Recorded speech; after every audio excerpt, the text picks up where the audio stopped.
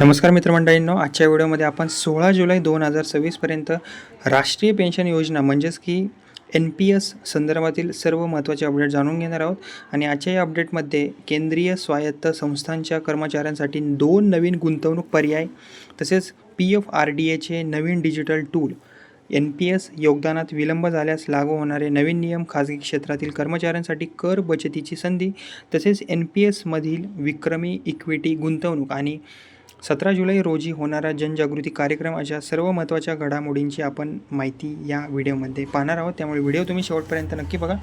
आता जी पहिली अपडेट आलेली आहे त्याविषयी जर सांगायचं झालं तर सर्वात मोठी अपडेट आहे ही, केंद्र सरकारने केंद्रीय स्वायत्त संस्थांमध्ये म्हणजेच की सेंट्रल ॲटोनॉमस बॉडीज म्हणजेच की CABS मध्ये CABमध्ये कार्यरत NPS कर्मचाऱ्यांसाठी 2 नवीन गुंतवणूक पर्याय उपलब्ध करून दिलेले आहेत. आणि यापूर्वी हे जे पर्याय आहेत फक्त केंद्रीय सरकारी कर्मचाऱ्यांसाठी उपलब्ध होते. मात्र 1 जुलै 2026 रोजी वित्त मंत्रालयाने या संदर्भातील अधिकृत कार्यालयीन आदेश जारी केलेला आहे. या निर्णयामुळे लाखो कर्मचाऱ्यांना त्यांच्या जोखीम क्षमतेनुसार योग्य गुंतवणूक पर्याय निवडण्याची अधिक लवचिकता आता त्यांना मिळणार आहे. आता जो नवीन पर्याय आहे त्याबद्दल सांगायचं झालं तर LC75 हाय. तर या नवीन पर्यायाचे नाव आहे LC75 हाय. तर याला पूर्वी aggressive life cycle fund LC75 या नावाने ओळखले जात होते. आणि या पर्यायात 75% इक्विटीमध्ये गुंतवणूक करण्याची सुविधा आहे. आणि ज्यांना दीर्घकालीन जास्त परताव्याची अपेक्षा आहे त्यांच्यासाठी हा जो पर्याय आहे तो अधिक उपयुक्त मानला जातो. आता जो दुसरा पर्याय आहे तो आहे अग्रेसिव्ह. दुसरा पर्याय इथेच असेल. Aggressive life cycle fund. दुसरा पर्याय म्हणजे अग्रेसिव्ह लाईफ सायकल फंड. याला पूर्वी काय म्हणले जायचे, balance life cycle fund BLC या नावाने ओळखले जात होते. आणि या पर्यायात इक्विटी गुंतवणूक 50% मर्यादित असते. तसेच वय 45 वर्षानंतर इक्विटीचे जे प्रमाण आहे ते आपोआप कमी होत जाते, ज्यामुळे जोखीम जो आहे तो हळूहळू कमी केली जाते. आता दुसरी अपडेट म्हणजे की 14 जुलै 2026 रोजी PFRDAने NPS प्राईड दिशा हे नवीन digital decision support tool launch केलेले आहे. आणि हे जे टूल आहे NPS गुंतवणूकदारांना विविध पेन्शन फंडांची तुलना करण्यास मदत करणार आहे योग्यरित्या. आता या टूलची महत्त्वाची काही वैशिष्ट्ये आहेत तीसुद्धा आपण जाणून घेऊयात. 5000 दिवसांच्या ऐतिहासिक NAV डेटाचा वापर होणार आहे.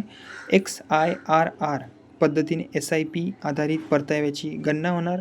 1.10 लाख NAV डेटा पॉईंट्सचे विश्लेषण, तसेच 4800 पेक्षा जास्त गुंतवणूक संयोजनांची तुलना.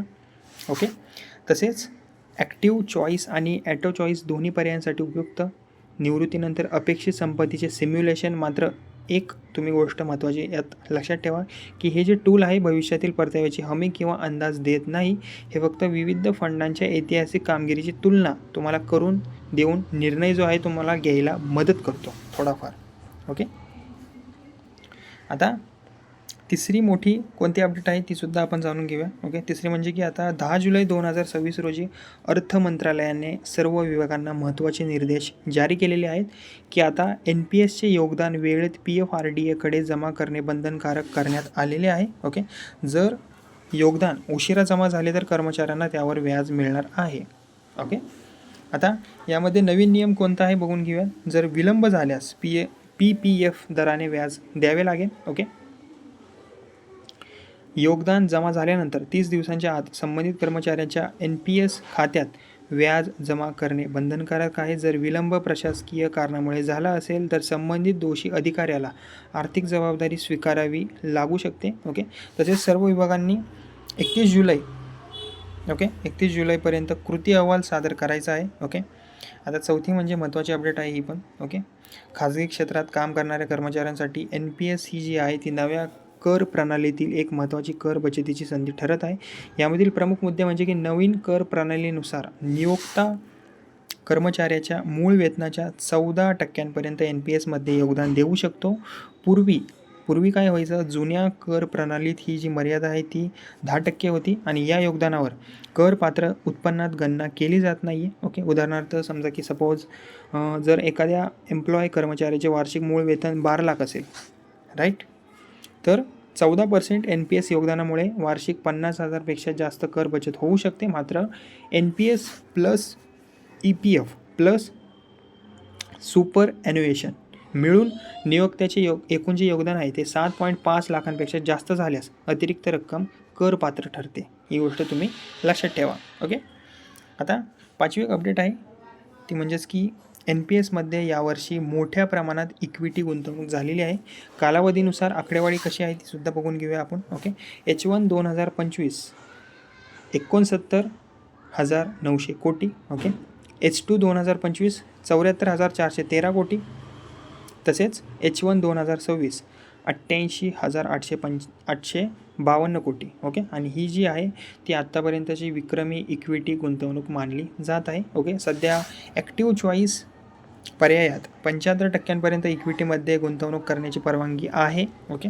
आणि 6वी आणि महत्त्वाची अपडेट आहे अजून एक. ओके. ती म्हणजेच की 17 जुलै 2026 रोजी झारखंडातील रांची येथे SLBC झारखंड आणि PFRDA यांच्या संयुक्त विद्यमाने NPS संचय ओके आउटरीच कार्यक्रम ओके आयोजित करण्यात येणार आहे. आणि या कार्यक्रमाचा उद्देश काय आहे की शेतकरी आणि शेती क्षेत्रातील लाभार्थ्यांना माहिती देणे, FPO आणि CSC प्रतिनिधींना मार्गदर्शन योग्य प्रकारे करणे, बँका आणि ग्रामीण भागातील लघु उद्योगांना NPSबद्दल अधिकरित्या जागरूक करणे, तसेच पेन्शन योजनांविषयी जनजागृती वाढवणे. ओके. तर मंडळींनो, जर तुम्ही NPSमध्ये गुंतवणूक करत असाल किंवा भविष्यासाठी पेन्शन नियोजन करत असाल तर या सर्व अपडेट्स तुमच्यासाठी अत्यंत महत्त्वाचे आहेत. ओके. व्हिडिओ तुम्हाला उपयुक्त वाटला असेल तर व्हिडिओला कृपया करून लाईक करा, शेअर करा आणि अशाच सरकारी योजना, पेन्शन योजना आणि आर्थिक घडामोडी आणि ताज्या अपडेटसाठी आपल्या या बडी चॅनलला नक्की सबस्क्राईब करून ठेवा. ओके. फायद्याचं ठरेल. धन्यवाद.